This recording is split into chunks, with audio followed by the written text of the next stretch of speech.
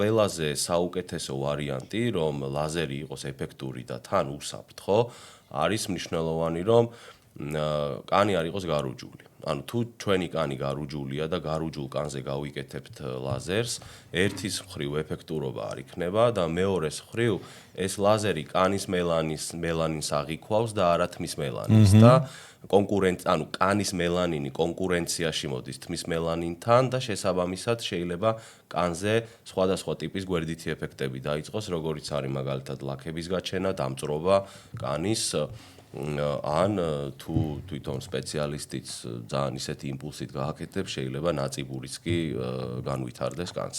შესაბამისად, მარტივი რეკომენდაცია რუჯთან მიმართებაში არის, რომ საერთოდ გარუჯული არ უნდა იყოს.